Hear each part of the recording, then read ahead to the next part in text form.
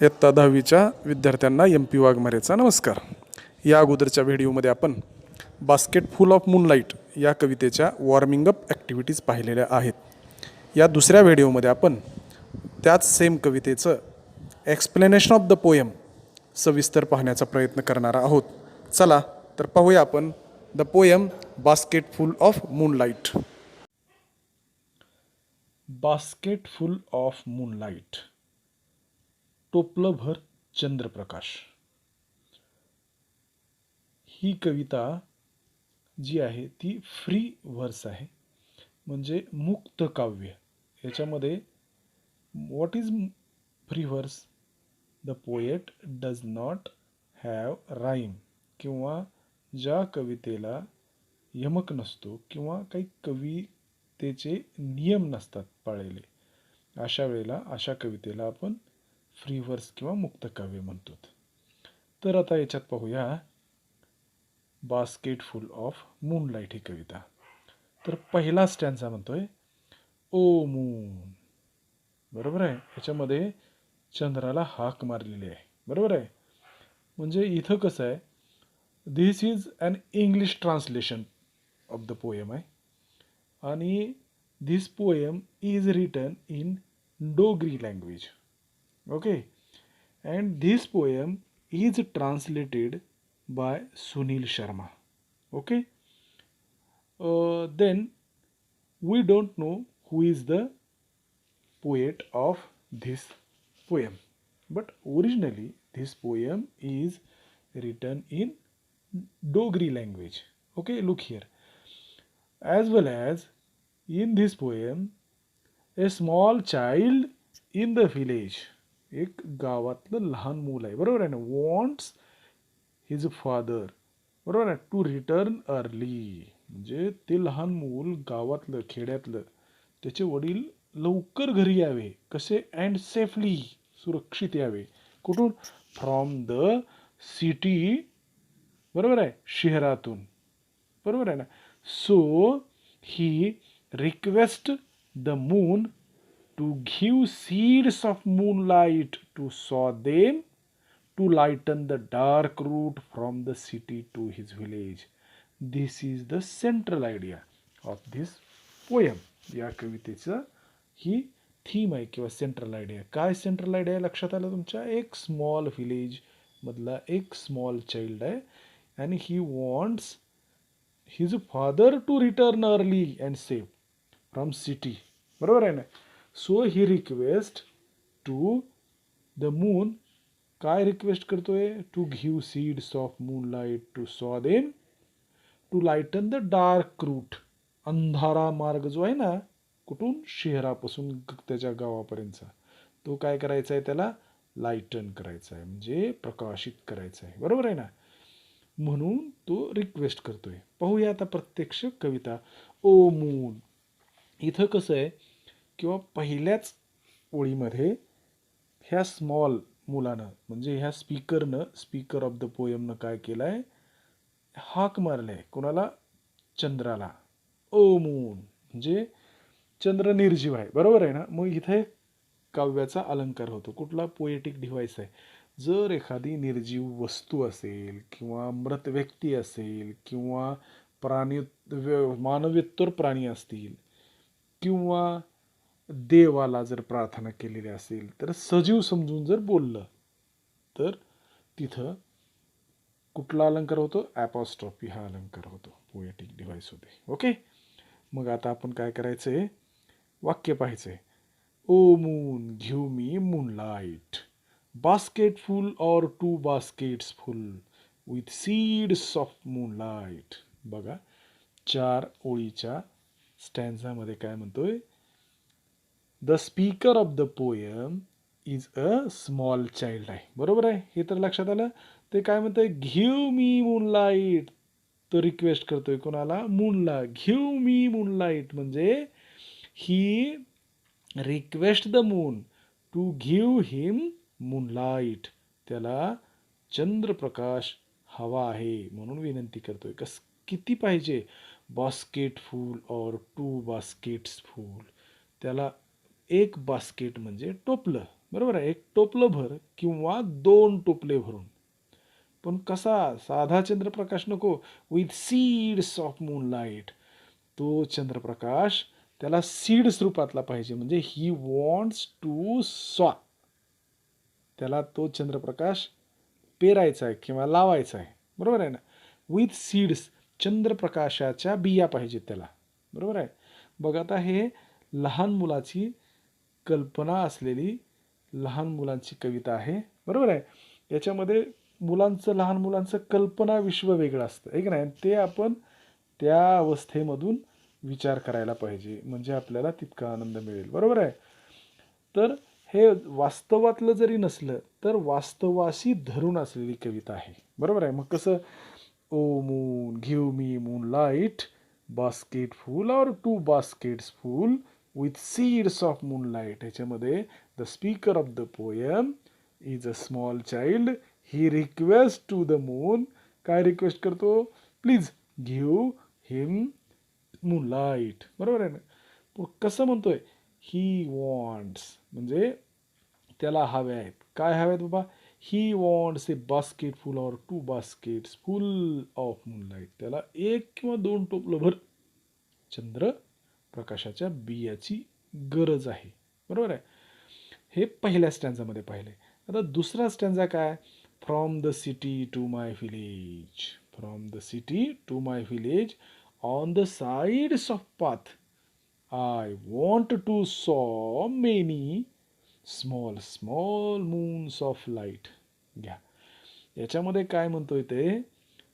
हे जी चाइल्ड आहे ते म्हणतोय from the city to my village, म्हणजे शहरापासून माझ्या गावापर्यंत. On the sides of path. Path म्हणजे पायवाट, मार्ग, रस्ता, पाऊलवाट. बरोबर आहे. ऑन द साइड्स म्हणजे किती साइड्स असतात कुठल्याही पाथला? 2 साइड्स असतात. बरोबर आहे ना? On the sides of path म्हणजे त्या मार्गाच्या दोन्ही बाजूला काय करायचं म्हणतोय? आय वॉन्ट टू सॉ. मला SOW सॉ म्हणजे पेरणी करायची आहे. कशाची? Many small small moons of light. त्याला मेनी म्हणजे पुष्कळ, स्मॉल स्मॉल छोट्या छोट्या मून्स ऑफ लाईटची, म्हणजे चंद्राच्या प्रकाशाची. बरोबर आहे. किंवा प्रकाशाच्या चंद्राची त्याला पेरणी करायची असते. कुठं? On the sides of path. बरोबर आहे ना? कसं? The whole village go to the city daily to work. का त्याला पेरणी करायची आहे? तर हा म्हणतो की WHOL, होल म्हणजे संपूर्ण विलेज, म्हणजे त्या गावातले संपूर्ण लोक, तरुण लोक. Goes to the city daily to work. कशासाठी जातात? डेली टू वर्क म्हणजे रोजच्या रोजीरोटीसाठी किंवा रोजंदारीसाठी किंवा कामानिमित्त. कुठं?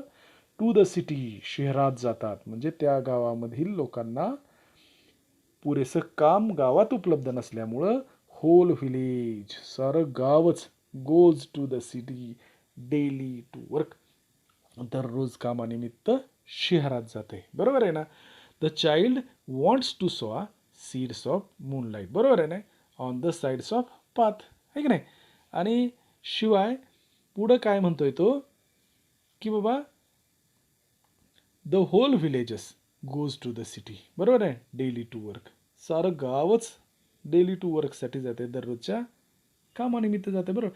It becomes dark on it's way back as my village is quite फार. बापरे.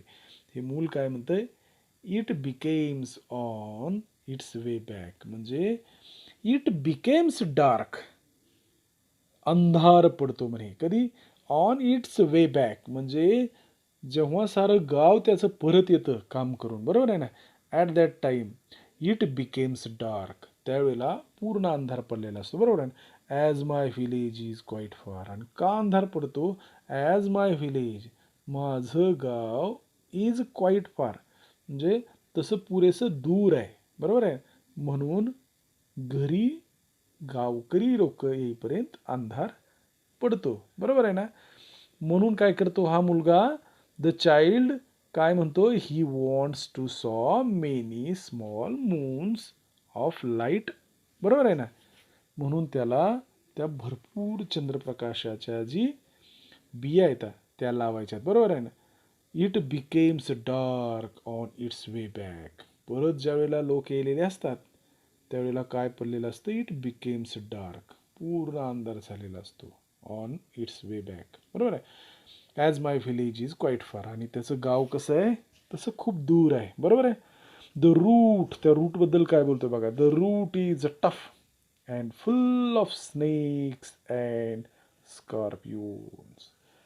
आता तो म्हणतो की the route is tough and full of snakes and scorpions. तो म्हणतो की द रूट, रूट म्हणजे मार्ग किंवा रस्ता, इज टफ, टफ म्हणजे खडतर, ओबडधोबड, खराब. अँड फुल ऑफ स्नेक्सेस म्हणजे त्या रस्त्याला भरपूर स्नेक्स, साप वगैरे आहेत. स्कॉर्पिओन्स म्हणजे विंचू वगैरे आहेत. आणि नायदर बस नॉर कार्ट प्लाईज, PLIES, प्लाईजचा अर्थ दिलाय ट्रॅव्हल्स रेग्युलरली ओव्हर रूट, म्हणजे नायदर बस नॉर कार्ट. इथं नायदर नॉरचं वाक्य आहे. तो काय म्हणतोय, धड बसही नाही आणि कार्ट गाडीही नाही, बरोबर आहे. कशी प्लाईज करणारी म्हणजे रेग्युलर ट्रॅव्हल ये करणारी, बरोबर आहे ना.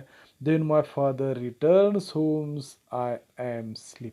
बापरे, लहान मुलांची भावना बघा. काय म्हणतोय की when my father returns home, आणि जेव्हा माझे वडील घरी परततात त्यावेळेला म्हणतो आय एम स्लीप, म्हणजे हा मुलगा झोपलेला असतो. कधी झोपलेला असतो, when his father returns home, बरोबर आहे, from the city to the village. Okay, हे त्या लहान मुलाचं या स्टँजामध्ये दुःख आहे, बरोबर आहे ना. पुढं आणखी काय म्हणतोय, and he goes back early in the morning while I am sleeping. बापरे, तो असंही म्हणतो की हिज फादर, त्याचे वडील, गोज बॅक, पुन्हा परत जातात कुठं, इन सिटी, कशाला, डेली वर्कसाठी, बरोबर आहे. तर कधी जातात, अर्ली इन द मॉर्निंग, आणि लवकरच सकाळी कुठं जातात, शहरामध्ये कामाला जातात. व्हाईल आय एम स्लीपिंग म्हणजे मुलगा झोपेत असतानाच त्याचे वडील पुन्हा कामावर जातात. म्हणजे लक्षात घ्या, when my father returns home, जेव्हा माझे वडील घरी परततात, बरोबर आहे का, त्यावेळेला आय एम स्लीपिंग, मी झोपलेला असतो, बरोबर आहे ना. पुढं म्हणतोय की and he goes back early in the morning, बरोबर, व्हाईल आय एम स्लीपिंग म्हणजे हा स्मॉल चाइल्ड म्हणतोय when his father returns home at that time he was in a sound sleep, and when his father goes early in the morning कुठं, towards the city to daily work, at that time also he is sleeping, तो झोपलेलाच असतो, बरोबर आहे ना. हे ह्या लहान मुलाचं दुःख आहे कुठं, या कवितेमध्ये, बरोबर आहे. आता पुढला स्टँज असा आहे, ओ मून. म्हणजे आता पुन्हा एकदा हा लहान बालक विनंती करतोय काय, O moon give me a basket full of moonlight on loan. आता या स्टँझामध्ये म्हणतोय की the boy he request again, और he repeatedly request to the moon, give me a basket full of moonlight on loan.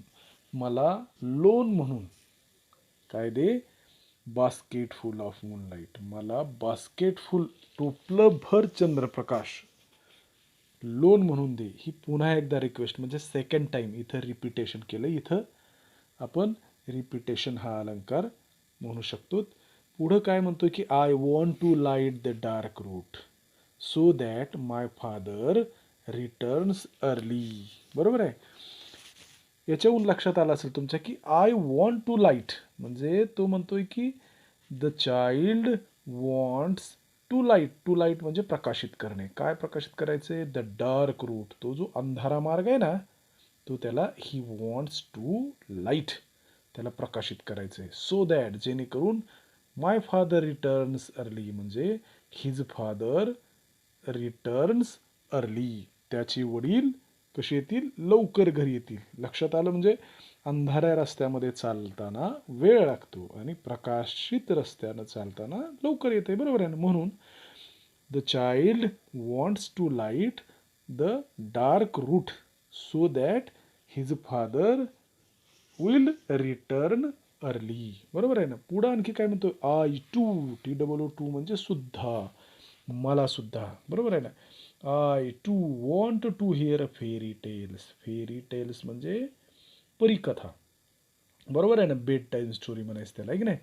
तर ह्या लहान मुलाला सुद्धा ही टू म्हणजे लाईक अदर चाइल्ड, इतर मुलाप्रमाणे या कवितेच्या स्पीकरला, या मुलाला सुद्धा ही टू वॉन्ट्स टू हिअर, इच्छा याची पण ऐकण्याची, फेरी टेल्स, बरोबर आहे. अँड स्टोरीज फ्रॉम हिम, त्याच्या वडिलाकडून त्याला या कथा आणि गोष्टी ऐकण्याची विश आहे. कसं, लाईक एनी अदर चाइल्ड, बरोबर आहे ना. पुढं आता कवितेमध्ये शेवटच्या स्टँजात काय म्हणतोय, ओ मून, हे चंद्रमामा किंवा चांदूमामा, give me a basket full of moonlight.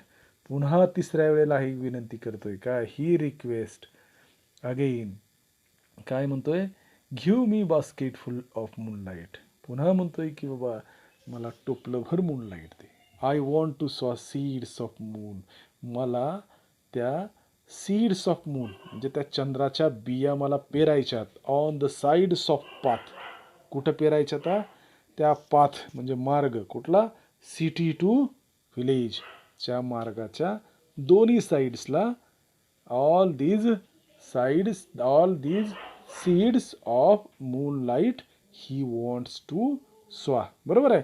म्हणजे in the conclusion the child again earnestly requests the moon. काय रिक्वेस्ट करतोय, to give a basket full of moonlight. काय रिक्वेस्ट आहे, टू गिव्ह, दे बाबा काय, a basket full of moonlight. तर टोपलंभर चंद्रप्रकाश दे, सो दॅट, जेणेकरून the child can sow the seeds of moon on the sides of the path, जेणेकरून ते मूल बिया काय करेल, पेरेल, लावेल, कुठं, साईड्स ऑफ द पाथ, या पाथच्या दोन साईड्सला. That leads to the village from the city, म्हणजे जो रस्ता कुठं, सिटीकडून त्याच्या गावाकडे जातो, शहराकडून गावाकडे जातो, असं. याच्यावरून लक्षात आलं असेल तुमच्या की या लहान कवीनं 3 वेळा ओ मून म्हणून give me a basket full of moonlight इथं रिपिटेशन केलंय. याच्यामधून तुमच्या लक्षात आलं असेल कवीची की इंटेन्सिटी म्हणून पण एक रिपिटेशन हा अलंकार वापरलेला असू शकतो, किंवा आणखी दुसरं जर कारण रिपिटेशनचं जर म्हणलं तर एक पोएटिक इफेक्ट साधण्यासाठी सुद्धा हा अलंकार त्यांनी म्हणजे रिपिटेशनचा वापरलेला असू शकतो. या कवितेमध्ये ॲलिटरेशन पण अलंकार आहे, रिपिटेशन पण अलंकार आहे, आणि मगाशी ओ मूनवरून पाहिलं ॲपॉस्ट्रोफी पण अलंकार वापरलेला आहे. तर आता आपण पाहूया किंवा मार्जिनल ॲक्टिव्हिटीज, बरोबर आहे. आता मार्जिनल ॲक्टिव्हिटीमध्ये काही 4 प्रश्न विचारलेले आहेत. काय, what does the poet wish to get from the moon and why. याच्यावरून लक्षात आलं असेल तुमच्या, काय, what does the poet want, बरोबर, what does the poet wish, ह्या कवीची काय इच्छा आहे, to get from the moon, चंद्राकडून काय मिळण्याची इच्छा आहे, बरोबर आहे. थोडं विचार करा, केला, छान. काय उत्तर, कितीतरी सोपं आहे. सोप्या कवितेचं उत्तर सोपंच आहे की नाही. The poet wishes to get basket full or 2 baskets of moonlight from the moon, बरोबर आहे ना. का बरं, बिकॉज, व्हायचं उत्तर काय, because he can sow the seeds of moonlight to light the dark path from city to the village किंवा city to his village, बरोबर आहे. हे उत्तर याचं लिहायचं. आता पुढला प्रश्न बघा, why is the road from the city to the village dangerous. बघा आता व्हायचा प्रश्न आहे की नाही. Why is the road from the city to the village dangerous? शहरातून गावाकडे जाणारा रस्ता धोकादायक का आहे? बरोबर आहे ना? तर याचं उत्तर पण असंच लिहायचं काय? The roads from the city to the village is dangerous because it is full of dark, tough and full of snakes and scorpions. बरोबर आहे? भरपूर अंधार, पुन्हा आणखी साप वगैरे आणि विंचू पण भरपूर आहेत. म्हणून याचं उत्तर आता सांगितलेलं. ओके. त्याच्यानंतरचा पुढला प्रश्न काय? Y does the poet want his father home early? बघा, आत्ताच आपण पाहिलंय उत्तर. वाय डज द पोएट, का बर हा स्मॉल कवी want his father home early, का बर या कवीला त्याचे वडील लवकर घरी यावे असे वाटतात? बघा बरं थोडं डोकं खाजून. आलं का लक्षात? अत्यंत सोपा प्रश्न आहे. बघा ना, the poet wants his father home early because, इथं बघा उत्तर इथं आहे बघा. दिसलं का? बघा काय आय टू आहे ना, तसंच लिहायचं. He too wants to hear fairy tales and stories from him like any other child. बरोबर आहे? किती सोपं आहे ना. चला आता पुढला प्रश्न बघूया. काय बाबा पुढला प्रश्न? How do you spend your evening time with your family members? हा पण तुमचा पर्सनल रिस्पॉन्स क्वेश्चन आहे. म्हणजे तुम्हाला हे वैयक्तिक उत्तर द्यायचं आहे. हाऊ डू यू स्पेंड, तुम्ही कसा खर्च करता? काय? इव्हनिंग टाईम, सायंकाळची वेळ. बरोबर आहे? मग how do you spend your evening time with your family members? तुमच्या कुटुंबातील सदस्याबरोबर कसं सांगू शकता की बाबा, I spend my evening time with our family members. कसं? विथ प्लेइंग चेस, किंवा विथ प्लेइंग लुडो, किंवा सापशिडी, किंवा आणखी with seeing the television programme. We spend, असं तुम्ही तुमच्या मनाने वेगवेगळं उत्तर लिहू शकता. ठीक आहे? तर विद्यार्थी मित्रांनो, या पिरियडमध्ये आपण basket full of moonlight he free वर्स असलेली कविता पाहिली आहे. या कवितेचं स्पष्टीकरण आपण पूर्ण करण्याचा प्रयत्न केलेला आहे. ही सुनील शर्मानी ट्रान्सलेटेड केलेली डोगरी लँग्वेजमधली ही कविता आहे. याच्यानंतरच्या तिसऱ्या व्हिडिओमध्ये आपण या कवितेचा इंग्लिश वर्कशॉप आणि ॲप्रिशिएशन ऑफ द पोयम या गोष्टी व्यवस्थित पाहूया. धन्यवाद.